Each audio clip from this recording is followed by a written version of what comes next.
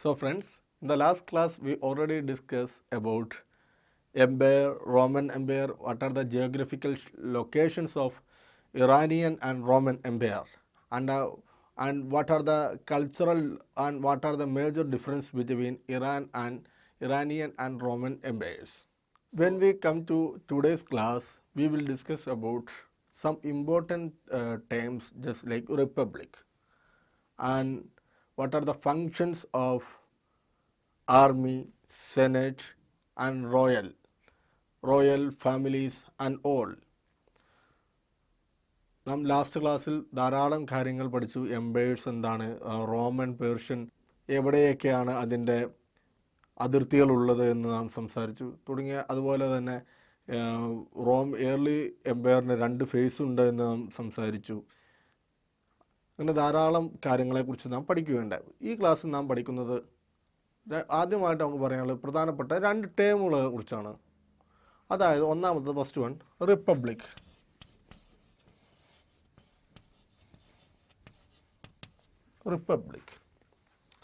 Republic എന്ന് പറയുമ്പോൾ നമ്മളെല്ലാവരും കേൾക്കുന്നൊരു ടേമാണ് റിപ്പബ്ലിക്. സോ റിപ്പബ്ലിക് എന്ന് പറഞ്ഞാൽ it's A name for A regime. In the case of Rome, the Roman Empire was controlled by Senate.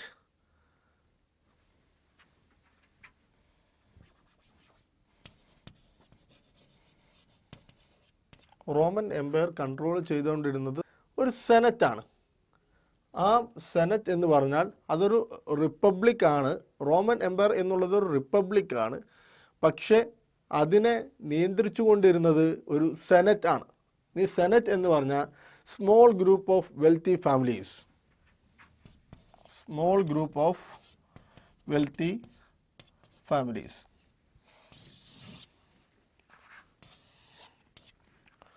Rome ഒരു റിപ്പബ്ലിക്കായിരുന്നു. ആ റിപ്പബ്ലിക്കായിട്ടുള്ള ആ റോമിനെ ശരിക്കും റിയാലിറ്റിയിൽ കൺട്രോൾ ചെയ്തുകൊണ്ടിരുന്ന, അതിനെ ഭരിച്ചുകൊണ്ടിരുന്ന സെനറ്റായിരുന്നു. രാജാവുണ്ടെങ്കിലും അവിടുത്തെ സെനറ്റിന് കൃത്യമായിട്ടുള്ള ഒരു പൊസിഷൻ, ഒരു കൃത്യമായിട്ടുള്ള അധികാരമുണ്ടായിരുന്നു. സോ സെനറ്റ് എന്ന് പറഞ്ഞാൽ small group of wealthy families ആയിരുന്നു. അപ്പോൾ ഈ റിപ്പബ്ലിക് ഭരിച്ച ഏകദേശം വർഷങ്ങൾ നമുക്ക് ഒന്ന് എഴുതാം. ഏകദേശം BC 509 to 27 BC.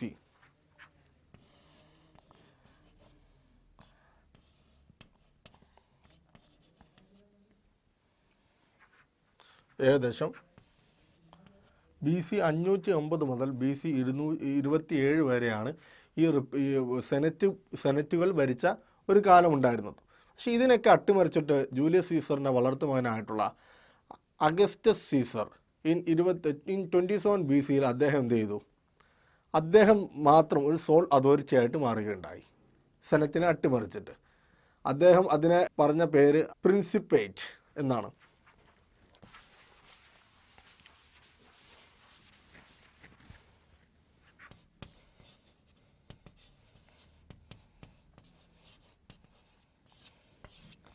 പ്രധാനപ്പെട്ട ഒരു ടൈമാണ് പ്രിൻസിപ്പേറ്റ്. അതായത് അവിടെയുള്ള ലീഡിങ് ആയിട്ടുള്ള ഒരാൾ എന്നുള്ളതാണ് ഇതിൻ്റെ അർത്ഥം. പക്ഷേ ഇത് ശരിക്കും ശരിയായിരുന്നില്ല, ലീഡിങ് അല്ലായിരുന്നു. പക്ഷെ മറിച്ച് അദ്ദേഹമായിരുന്നു, ഓഗസ്റ്റസ് സീസർ ആയിരുന്നു എല്ലാം റോമിൻ്റെ എല്ലാം അവസാനമാക്കി. The last word was Augustus Caesar. So ഇനി അടുത്തതായിട്ട് മറ്റൊരു പ്രധാനപ്പെട്ട പോയിന്റിലേക്ക് പോവുകയാണെങ്കിൽ, നമ്മൾ സെനേറ്റേഴ്സിനെ കുറിച്ച് സംസാരിച്ചു. അപ്പോൾ അന്നത്തെ സെനേറ്റേഴ്സ് ആയിരുന്നു അവിടെ കാര്യമായിട്ട് റോമിൻ്റെ ഹിസ്റ്ററികൾ എഴുതിക്കൊണ്ടിരുന്ന ആളുകൾ സെനറ്റേഴ്സ് ആയിരുന്നു. സോ ഒരു രാജാവിനെ സെനറ്റേഴ്സിന് ഇഷ്ടപ്പെട്ട, അവർക്ക് അനുകൂലമായിട്ടുള്ള നിലപാടുകൾ ഉണ്ടായാൽ, അതായത് small group of wealthy families ആയിട്ടുള്ള സെനറ്റേഴ്സിന് അനുകൂലമായിട്ടുള്ള നിലപാടുകൾ ഉണ്ടായാൽ അവർ അതിനെക്കുറിച്ചുള്ള ആ രാജാവിനെ മഹാനാക്കുകയും, മറ്റൊരു നിലയ്ക്ക് ആ രാജാവ് ക്രൂരമായിട്ടുള്ള താല്പര്യങ്ങൾ ഈ സെനേറ്റേഴ്സിന് എതിരെ എടുക്കുകയാണെങ്കിൽ ആ രാജാവ് ഒരു അധമനായി മാറുകയും ചെയ്യുമായിരുന്നു. കാരണം ഈ സെനേറ്റേഴ്സ് ആയിരുന്നു ആദ്യമായിട്ട് ഹിസ്റ്ററി റോമിൽ എഴുതിയിരുന്നത്. സോ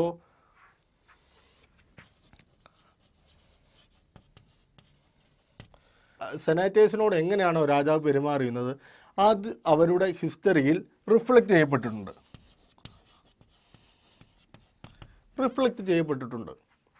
അതായത് ഇനി അടുത്തതായിട്ട് പറയുകയാണെന്നുണ്ടെങ്കിൽ, ഞാൻ പറഞ്ഞു രാജാവെന്ന് പറഞ്ഞു, രാജാവിനാണ് ഏറ്റവും വലിയ അധികാരം എന്ന് പറഞ്ഞു. രാജാവിന് ശേഷമുള്ള ആളുകൾ ഫസ്റ്റ് കിങ്, കിങ്ങിന് ശേഷം സെനറ്റ്, അതിനുശേഷം ആർമി. ഈ നിലക്കായിരുന്നു അന്നത്തെ ഒരു സോഷ്യൽ ഓർഗനൈസേഷൻ ഉണ്ടായിരുന്നത്. അത് ആദ്യമായിട്ട് രാജാവ്, അതിനുശേഷം സെനറ്റിന് ശേഷം ആർമി. പേർഷ്യൻ ഇതിൽ തന്നെ റോമൻ ആർമിക്ക് ഒരു പ്രത്യേകത ഉണ്ടായിരുന്നു. Roman ആർമിക്ക്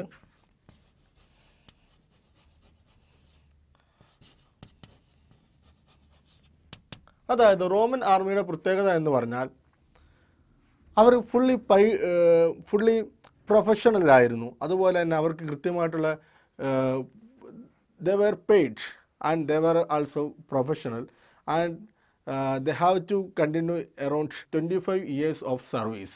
In the case of Persian army, they were conscripted.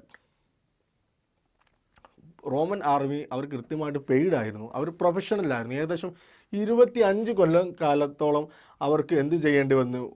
ഏകദേശം സർവീസ് പൂർത്തീകരിക്കേണ്ടതായിട്ടുണ്ടായിരുന്നു. ഫസ്റ്റ്ലി അവർ പെയ്ഡ് ആയിരുന്നു, പ്രൊഫഷണൽ ആയിരുന്നു,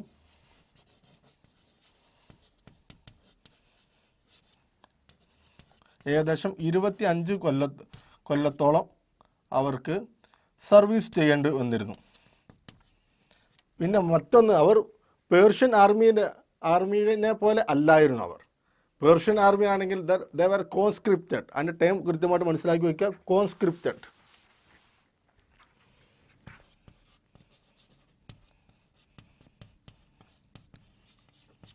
കോൺസ്ക്രിപ്റ്റഡ് എന്ന് പറഞ്ഞാൽ നിർബന്ധിതമായിട്ടുള്ള സൈനിക സേവനം. അതായത് ഇന്നും ധാരാളം ലോകത്തിലെ വിവിധ കൺട്രികളിൽ എന്ത് ചെയ്യുന്നുണ്ട്? നിർബന്ധിത സൈനിക സേവനം നടത്തുന്ന കൺട്രികളുണ്ട്. അതിനൊരു ഉദാഹരണമാണ് ഇസ്രായേലിൽ ഇത്ര വയസ്സ് മുതൽ ഇത്ര വയസ്സിനുള്ളിൽ ഒരു നിശ്ചിത കാലയളവിലുള്ള സൈനിക സേവനം ചെയ്തു കൊടുക്കൽ നിർബന്ധമാണ്. അപ്പോൾ പേർഷ്യൻ ആർമിയുടെ പ്രത്യേകത എന്ന് പറഞ്ഞാൽ ദേ വർ കോൺസ്ക്രിപ്റ്റഡ്. അവർക്ക് നിർബന്ധിതമായിട്ടുള്ള സൈനിക സേവനം ചെയ്യൽ നിർബന്ധമായിരുന്നു, അല്ലെങ്കിൽ ആർമിയിൽ ചെന്ന് ചേരാൻ നിർബന്ധമായിരുന്നു. ഇതിന് റോം ആർമിയുടെ ഒരു പ്രധാനപ്പെട്ട ഒരു സവിശേഷത എന്ന് പറഞ്ഞാൽ അതിൻ്റെ ഒരു നമ്പേഴ്സ് നമുക്ക് നോക്കുകയാണെന്നുണ്ടെങ്കിൽ ഏകദേശം 4th century AD ആയപ്പോൾ 4th centuryയിൽ ഏകദേശം 6 ലക്ഷത്തോളം സൈനികരുണ്ടായിരുന്നു. ഏകദേശം 4th century ആയപ്പോൾ AD ആയപ്പോൾ ഏകദേശം 6 ലക്ഷം സൈനികർ റോമൻ ആർമിയിലുണ്ടായിരുന്നു. പക്ഷേ ഈ ആർമിയുടെ പ്രത്യേകത എന്താണെന്ന് വെച്ചാൽ ആർമി അവർ ഇടയ്ക്കിടയ്ക്ക് മ്യൂട്ടിനി നടത്തും, ധാരാളം കലാപങ്ങൾ നടത്തും. കാരണം അവരുടെ സാലറി, അവർക്ക് മെച്ചപ്പെട്ടുള്ള ജീവിത സാഹചര്യങ്ങളൊക്കെ നടത്തുവാൻ വേണ്ടി ധാരാളം മ്യൂട്ടിനികൾ നടത്തും. ഈ മ്യൂട്ടിനികൾ ചിലപ്പോൾ എംപയറിനെ ബ്രേക്ക് ഡൗണിലേക്ക് വരെ നയിക്കാവുന്ന സാഹചര്യങ്ങൾ ഉണ്ടായിട്ടുണ്ട്. ശരിക്കും സെനറ്റിന് ഈ ആർമിയെ ശരിക്കും പേടിയായിരുന്നു. കാരണം the army was source of unpredictable violence. ഒരു നിലയ്ക്കും പ്രെഡിക്റ്റ് ചെയ്യാൻ കഴിയാത്ത ഒരു വയലൻസിൻ്റെ ഒരു പ്രധാനപ്പെട്ട സോഴ്സ് ആയിരുന്നു ആർമി. അതുപോലെ തന്നെ the success of an empire is based on the clear control over army. ഒരു രാജാവ് അല്ലെങ്കിൽ ഒരു എംപയറിൻ്റെ ഒരു സക്സസ് ബേസ് ചെയ്തിരുന്നത് എങ്ങനെ ഒരു ആർമിയെ കൺട്രോൾ ചെയ്യുന്നു എന്നതിലാണ്. ആർമിയെ കൃത്യമായിട്ട് കൺട്രോൾ ചെയ്താൽ അവർക്ക് വലിയ നിലയ്ക്കുള്ള വിജയങ്ങൾ ഉണ്ടാവുകയും അതിന് മറിച്ചായാൽ ആ എംപയർ തന്നെ തൂത്തുമാറ്റപ്പെടുന്ന അവസ്ഥ ഉണ്ടാവുകയും ചെയ്യും. സോ നാം ആർമീനെ കുറിച്ച് പറഞ്ഞു, റൂളേഴ്സിനെ കുറിച്ച് പറഞ്ഞു, സെനറ്റിനെ കുറിച്ച് പറഞ്ഞു, റിപ്പബ്ലിക്കിനെ കുറിച്ച് പറഞ്ഞു, ധാരാളം കാര്യങ്ങളെക്കുറിച്ച് പറഞ്ഞു. അടുത്തതായിട്ട് നമുക്ക് പറയാനുള്ളത് എങ്ങനെയായിരുന്നു ഒരു രാജാവ് മറ്റൊരു രാജാവിലേക്ക് അധികാരം കൈമാറ്റം ചെയ്യപ്പെടുക റോമൻ എംപയറിൽ എന്നുള്ളതാണ്. അതായത് സാധാരണ നിലയ്ക്ക് പറയുകയാണെങ്കിൽ ഫാമിലി ഡിസെൻറ്റ്, അതായത് ഒരാൾ മരിച്ചു കഴിഞ്ഞാൽ അദ്ദേഹത്തിൻ്റെ പിതാവിൽ നിന്നും മകനിലേക്ക് പോകുന്ന ഒരു ആയിരുന്നു റോമൻ എംപയറിൽ നിലനിന്നിരുന്നത്.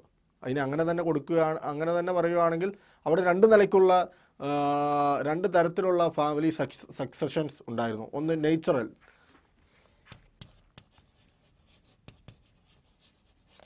നേച്ചുറൽ എന്ന് പറഞ്ഞാൽ സ്വന്തം മകൻ, അതായത് പിതാവിൻ്റെ മകന് തന്നെ എന്ത് ചെയ്യുക, കൊടുക്കുക. രണ്ടാമത്തത് അഡോപ്റ്റീവായിട്ടുള്ള ആരെങ്കിലും അഡോപ്റ്റ് ഉണ്ടെങ്കിൽ അവർ അഡോപ്റ്റ് ചെയ്ത മകനെ എന്ത് ചെയ്യുക, ഈ അധികാരം കൈമാറുക.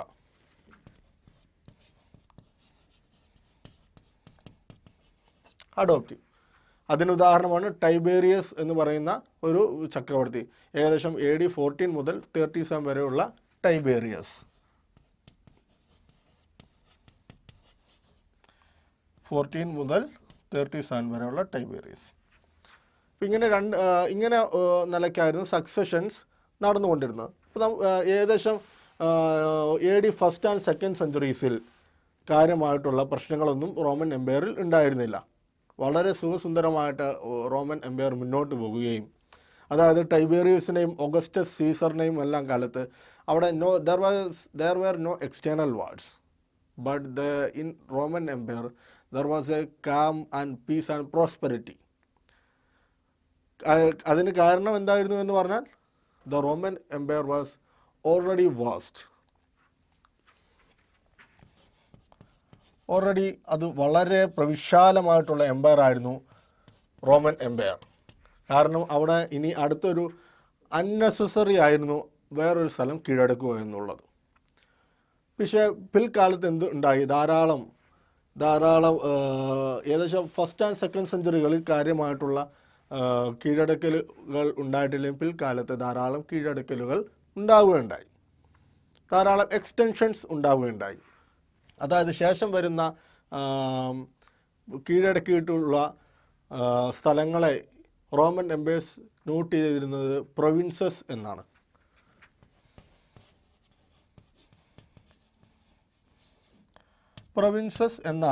റോമൻ എംപയർ നോട്ട് ചെയ്തിരുന്നത്. ഈ പ്രൊവിൻസസുകളെല്ലാം ചേർന്നിട്ടാണ് റോമൻ എംപയറിന് ടാക്സ് കൊടുക്കുകയും ആ ടാക്സ് കൊണ്ടാണ് റോമൻ എംപയർ മുന്നോട്ട് പോയിട്ടുള്ളത്. പക്ഷേ നാം ആദ്യം തന്നെ പറഞ്ഞു ഇറ്റലിയിലാണ് റോമൻ എംപയറിൻ്റെ ബേസ് എന്ന് പറഞ്ഞു.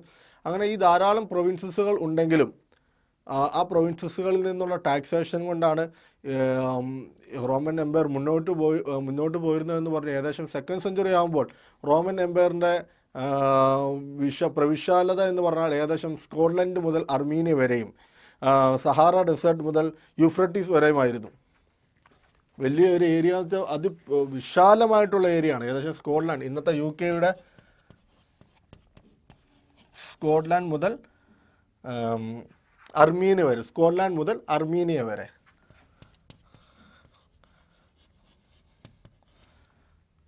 സഹാറ ഡെസേർട്ട് മുതൽ യൂഫ്രട്ടീസ് വരെ.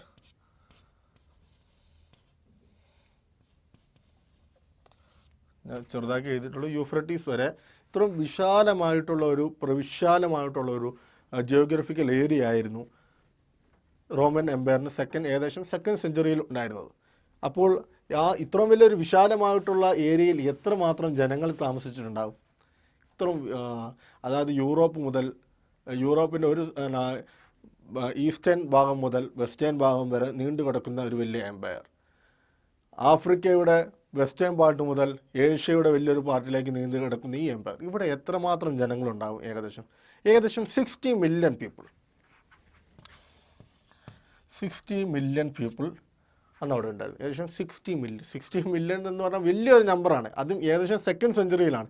എങ്ങനെയാണ് ഒരു 16 മില്യൺ പീപ്പിളുള്ള ഒരു ജനതയെ എങ്ങനെയാണ് ഒരു ഇറ്റലിയിലുള്ള ഒരു റോമൻ എംപയർ എങ്ങനെയാണ് ഭരിക്കുവാൻ സാധിക്കുക? How the Roman empire control this kind of vast population? അപ്പോൾ അതിനൊരു ഉത്തരമുണ്ട്, അതാണ് അർബനൈസേഷൻ.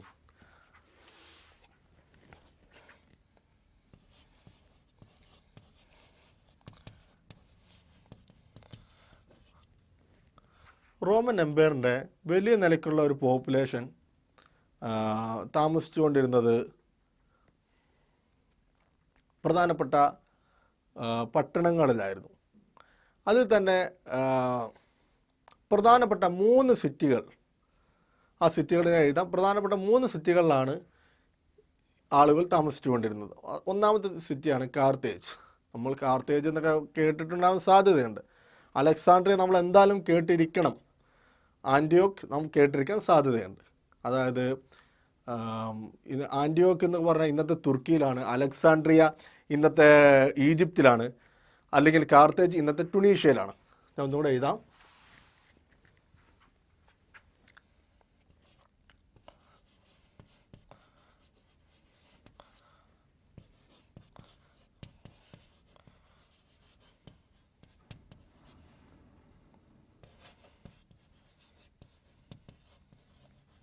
ഈ പ്രധാനപ്പെട്ട സിറ്റികളിൽ ആയിരുന്നു അന്നത്തെ ധാരാളം ജനങ്ങളുണ്ടായിരുന്നത്. ഈ പ്രധാനപ്പെട്ട സിറ്റികളുടെ പ്രത്യേകത എന്ന് പറഞ്ഞാൽ ഇവയൊക്കെ ഓരോ ട്രേഡിംഗ് സെൻറ്ററുകളായിരുന്നു. മറ്റുള്ള വിവിധ രാജ്യങ്ങളിൽ നിന്നുള്ള, വിവിധ സ്ഥലങ്ങളിൽ നിന്നുള്ള ട്രേഡിംഗ് ഉൽപ്പന്നങ്ങളെ ഇവിടെ നിന്ന് മറ്റ് രാജ്യങ്ങളിലേക്ക് കൈമാറുകയും അല്ലെങ്കിൽ ഇവിടെ നിന്ന് ഇവർ സ്വീകരിക്കുകയും മറ്റൊരു സ്ഥലത്തേക്ക് കച്ചവടത്തിനായി പോവുകയും ചെയ്യുന്ന വളരെ പ്രവിശാലമായിട്ടുള്ള ഒരു ട്രേഡിംഗ് സെൻറ്ററുകളായിരുന്നു ഈ പ്രധാനപ്പെട്ട 3 സിറ്റികൾ. അപ്പോൾ അവിടുത്തെ imperial system of Roman empire നടന്നിരുന്നത് ഈ സിറ്റികളിലൂടെയൊക്കെ റോമൻ എംപയർ ശരിക്കും വർക്ക് ചെയ്തിരുന്നത് അവിടുത്തെ സിറ്റികളിലുള്ള അപ്പർ ക്ലാസ് ആയിട്ടുള്ള ആളുകൾ വഴിയായിരുന്നു. സിറ്റികളിലുള്ള അപ്പർ ക്ലാസ് ആയിട്ടുള്ള ആളുകൾ.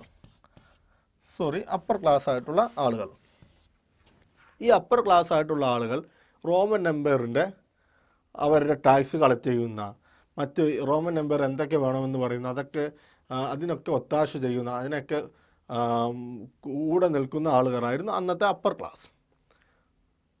ഈ അപ്പർ ക്ലാസ് ആയിട്ടുള്ള ആളുകളിലൂടെയാണ് റോമൻ എംപയർ ശരിക്കും വർക്ക് ചെയ്തിരുന്നത്. അതായത് ഈ അപ്പർ ക്ലാസ് ആയിട്ടുള്ള ആളുകൾ അന്നത്തെ ടാക്സ് കളക്ട് ചെയ്യുകയും അന്ന് അവർക്ക് ആർമിയെ സപ്ലൈ ചെയ്യുകയും തുടങ്ങിയ ധാരാളം കാര്യങ്ങൾ ചെയ്തിരുന്നു. ഞാൻ നേരത്തെ പറഞ്ഞു റോമൻ എംപയർ മറ്റുള്ള ഇടത്തേക്ക് സ്പ്രെഡ് ചെയ്തപ്പോൾ അവിടെ പ്രൊവിൻസുകൾ ടാക്സ് കൊടുത്തിട്ടാണ് നിലനിന്നതെന്നൊക്കെ പറഞ്ഞു. പക്ഷേ ഇതിനൊരു ഡ്രാമാറ്റിക് ആയിട്ടുള്ള ചെറിയ ഷിഫ്റ്റ് ഉണ്ടായി. അതായത് അത്രയും കാലം സെനറ്റിലുണ്ടായിരുന്നത് ഇറ്റലിയിൽ നിന്നുള്ള സെനറ്റേഴ്സായിരുന്നു. പക്ഷേ പ്രൊവിൻസുകളായിരുന്നു ഈ ആർമിയെ സപ്ലൈ ചെയ്തത് എന്നൊക്കെ നമ്മൾ പറഞ്ഞു. പക്ഷേ ഏകദേശം 2nd സെഞ്ച്വറിയുടെ അവസാനം ഒക്കെ ആയപ്പോൾ ഈ പ്രൊവിൻസുകളിലുള്ള ധാരാളം ആർമിയെ സപ്ലൈ ചെയ്യുന്ന പുതിയ ന്യൂ എലൈറ്റ്സുകൾ, അതുപോലെ തന്നെ ന്യൂ മിലിറ്ററി കമാൻഡേഴ്സ് എന്ത് ചെയ്തു, ഉയർന്നു വന്നു. ധാരാളം പുതിയ പ്രൊവിൻസുകളുണ്ടായ പുതിയ പ്രൊവിൻസുകളിൽ നിന്ന് new elites and new military commanders എന്ത് ചെയ്തു, ഉയർന്നു വന്നു. ഇങ്ങനെ അവർക്ക് എന്ത് ചെയ്തു, അവർ ഉയർന്നു വരാൻ കാരണം അന്നത്തെ എംപയറിൻ്റെ സപ്പോർട്ടോടു കൂടിയാണ് അവർ ഉയർന്നു വന്നത്. അങ്ങനെ ഉയർന്നു വന്നപ്പോൾ അതിന് ഒരു പ്രധാനപ്പെട്ട ഒരു എക്സാമ്പിളാണ് ഗല്ലേനിയസ്.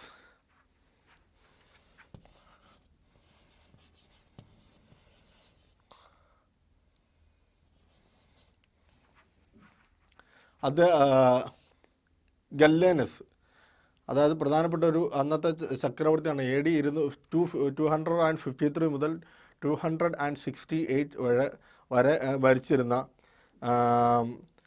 ഗല്ലേനസ് ആയിരുന്നു.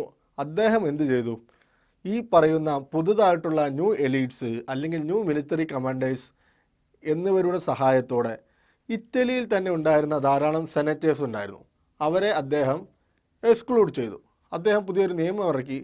സെനറ്റേഴ്സിന് എന്ത് പാടില്ല, ആർമിയുമായിട്ടുള്ള ഒരു ബന്ധം പാടില്ല. ആർമിയുമായിട്ടുള്ള ആക്സസ് അദ്ദേഹം എന്ത് ചെയ്തു, ഫോർവേഡ് ചെയ്തു. അദ്ദേഹം അതിനെ നിരുത്സാഹപ്പെടുത്തി.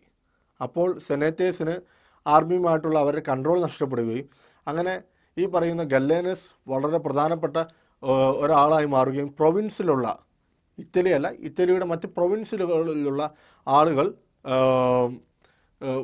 വലിയ ഒരു തരത്തിലുള്ള ഒരു ഫോഴ്സിങ് അല്ലെങ്കിൽ ഒരു എൻഫോഴ്സിങ് ആയിട്ടുള്ള ഒരു പവറായി മാറുകയും ചെയ്തു. ഏകദേശം by the last of 3rd century പ്രൊവിൻഷ്യാലിറ്റിയിലുള്ള സെനറ്റേഴ്സ് അവരുടെ ശക്തി കൂടുകയും അവർ ഇറ്റാലിയിലുള്ള സെനറ്റേഴ്സിനെ മറികടക്കുകയും ചെയ്തു. അങ്ങനെ ഇപ്പോൾ നാം പറഞ്ഞു വരുന്നത് എങ്ങനെയായിരുന്നു ഒരു ഇറ്റലിയിലുള്ള സെനറ്റേഴ്സ് പ്രവർത്തിച്ചത്, അവിടെ എങ്ങനെയാണ് പ്രൊവിൻസിലുള്ള സെനറ്റേഴ്സ് അവരെങ്ങനെയാണ് മറികടന്നതെന്നൊക്കെ പറഞ്ഞു. ഇനി നമുക്ക് വേറെ ചെറിയ ഇതിനോട് ബന്ധപ്പെട്ട് തന്നെയുള്ള മറ്റൊരു കാര്യം കൂടെ പറയാം. അവിടെ പുതിയ ന്യൂ എലൈറ്റ്സ് വന്ന് അവിടെ ന്യൂ ടൗൺസ് വേണം, പുതിയ സിറ്റി ലൈഫ് വേണം, വില്ലേജുകൾ വേണം, തുടങ്ങിയ ധാരാളം കാര്യങ്ങൾ ഇതിന് അത്യന്താപേക്ഷിതമാണ്. മറിച്ച് ഒരു സിറ്റിയിൽ താമസിക്കുന്ന ഒരു വില്ലേജിനേക്കാളും സിറ്റിയിൽ ആളുകൾ താമസിക്കാൻ എന്തുകൊണ്ട് താല്പര്യപ്പെട്ടു? അതായത് അതിന് കാരണം എന്ന് പറഞ്ഞാൽ ഏതെങ്കിലും ഡ്രോട്ട് ഉണ്ടാവുക, അല്ലെങ്കിൽ ഭക്ഷ്യക്ഷാമം ഉണ്ടാവുക, വരൾച്ച ഉണ്ടാവുക തുടങ്ങിയ സീസണുകൾ സിറ്റിയിലുള്ളവർക്ക് ഫുഡ് ഗ്രെയിൻസിന് ക്ഷാമം ഉണ്ടാവുകയില്ല. കാരണം അവർക്ക് സ്റ്റേറ്റ് തന്നെ അല്ലെങ്കിൽ എംപയർ തന്നെ അവർക്ക് പ്രൊവൈഡ് ചെയ്യും. അതുപോലെ തന്നെ മറ്റൊരു നിലയ്ക്ക് നോക്കുകയാണെന്നുണ്ടെങ്കിൽ അവിടെ ധാരാളം ആസ്വാദനത്തിനുള്ള ധാരാളം മാർഗ്ഗങ്ങളുണ്ടായിരുന്നു. അതായത് ഏകദേശം റോമൻ എംപയറിൽ ഏകദേശം ഒരു 176 ദിവസം അവർക്ക് എൻജോയ്മെൻറ്റ് ചെയ്യാനുള്ള ദിവസങ്ങളുണ്ടായിരുന്നു. അതിനുള്ള ഷോകൾ അവർക്കുണ്ടായിരുന്നു. അവർക്കിടയിൽ പബ്ലിക് ബാത്തിനുള്ള സാധനങ്ങളുണ്ടായിരുന്നു. ഏകദേശം ഒരു ഇറാൻ ചക്രവർത്തി, പേർഷ്യൻ എംപയറിലുള്ള ഒരു ചക്രവർത്തി ഈ പറയുന്ന റോമൻ എംപയറിലുള്ള പബ്ലിക് ബാത്ത് സിസ്റ്റം നടപ്പാക്കാൻ ശ്രമിക്കുകയും പക്ഷേ പരാജയപ്പെട്ടു. കാരണം ഇറാനിയൻ കൾച്ചർ പ്രകാരം വെള്ളം എന്നുള്ളത് പരിശുദ്ധമാണ്, അതിനെ ഇങ്ങനെ അപമാനിക്കാൻ പാടില്ല എന്ന് ജനങ്ങൾ നിഷ്കർഷിക്കുകയും അങ്ങനെ അദ്ദേഹത്തിൻ്റെ പുതിയ പരിഷ്കാരം പരാജയപ്പെടുകയും ചെയ്തു. അങ്ങനെയുള്ള ഈ പബ്ലിക് ബാത്ത് സിസ്റ്റങ്ങളും തുടങ്ങിയ എല്ലാം റോമൻ എംപയറിനെ സംബന്ധിച്ചോളം വളരെ എൻജോയ് നൽകുന്ന, ധാരാളം ഷോകളും തുടങ്ങിയ എൻജോയ്മെൻറ്റുകൾ നൽകുന്ന ഒരു പ്രധാനപ്പെട്ട ഒരു പബ്ലിക് ലൈഫ് റോമൻ എംപയറിൽ ഉണ്ടായിരുന്നു. സോ നമ്മൾ പറഞ്ഞു വന്നിരുന്നത് പ്രൊവിൻസുകളെ കുറിച്ച് പറഞ്ഞു, അതുപോലെ തന്നെ സക്സഷൻ എങ്ങനെയാണെന്ന് പറഞ്ഞു. അടുത്ത പ്രധാനപ്പെട്ട ഒരു point, the 3rd century crisis.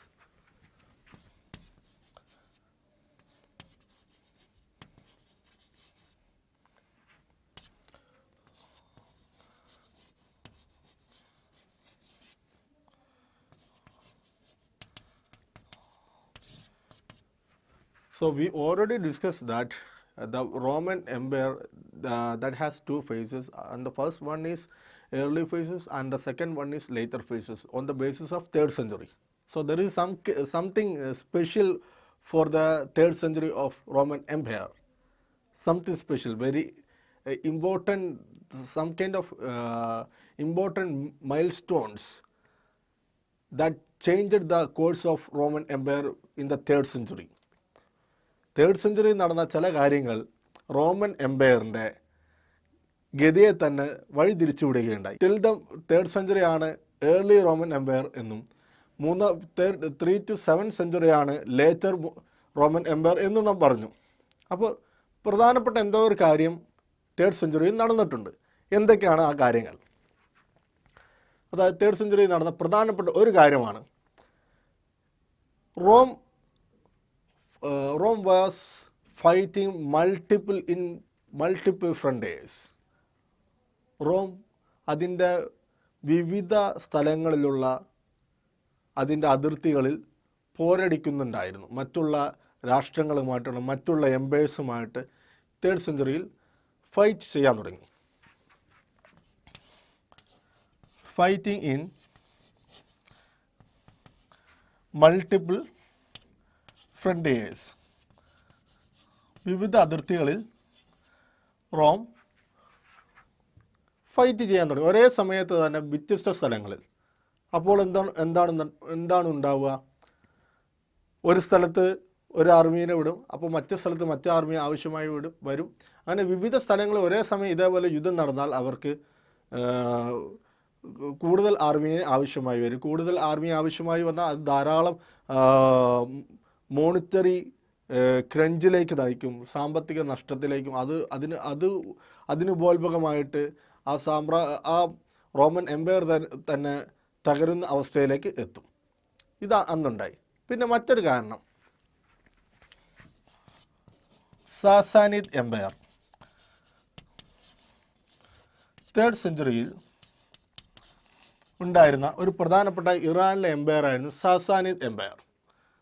അപ്പോൾ സാസാനിഡ് എംപയറും റോമൻ എംപയറും തമ്മിൽ എന്താണ് ബന്ധം എന്നല്ലേ? സാസാനിഡ് എംപയർ അന്നത്തെ ഇറാനിലെ വളരെ പ്രധാനപ്പെട്ട ഒരു എംപയർ ആയിരുന്നു. The expanded their territories in an aggressive mood. അഗ്രസീവായിട്ടുള്ള മൂഡിൽ അവർ എന്ത് ചെയ്തു? അവരുടെ ടെറിട്ടറിയെ എക്സ്പാൻഡ് ചെയ്യാൻ ശ്രമിച്ചു. ഏകദേശം വിത്തിൻ 15 years അവർ യൂഫ്രട്ടീസിന് തീരം വരെ എത്തി. Within 15 years they arrived till the coast, till the area of യൂഫ്രട്ടീസിൻ്റെ കോസ്റ്റ് വരെ എന്ത് ചെയ്തു? അവർ എത്തുകയുണ്ടായി. മൂന്നാമതായിട്ട് the arrival of tribes, Germanic tribes.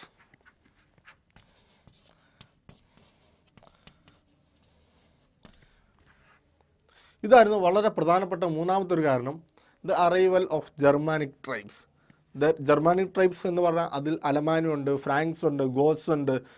ഇവരൊക്കെ ഏകദേശം റൈൻ ഡാനൂബിൻ്റെ തീരത്ത് ഇവർ റോമൻ എംപയറുമായിട്ട് യുദ്ധത്തിൽ ഏർപ്പെടുകയുണ്ടായി. ഈ ട്രൈബ്സുകൾ, ജർമാനിക് ട്രൈബ്സുകൾ അലമാനി,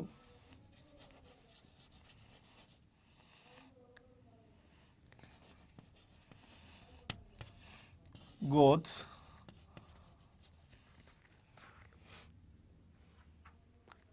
അലമാനി, ഗോത്സ്, അതുപോലെ തന്നെ മറ്റ് ഫ്രാങ്ക്സ്,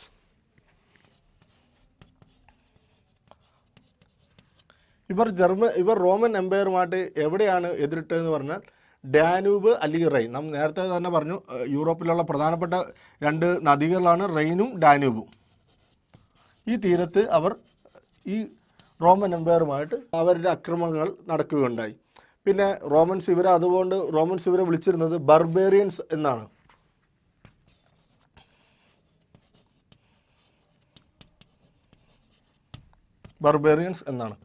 സോ ഈ പറയുന്ന 3 കാരണങ്ങൾ കൊണ്ടാണ്. ഒന്നാമതായിട്ട് മൾട്ടിപ്പിൾ ഫ്രണ്ടേഴ്സിൽ എന്ത് ചെയ്തു, റോമിന് തൻ്റെ എതിരാളികളെ മാറ്റി ഏറ്റുമുട്ടേണ്ടി വന്നു. രണ്ടാമതായിട്ടുള്ള ഇറാനിലുള്ള സാസാനിദ് എംപയർ അഗ്രസീവായിട്ട് എക്സ്പാൻഡ് ചെയ്തുകൊണ്ടിരുന്നു. മൂന്നാമതായിട്ട് ജർമാനിക്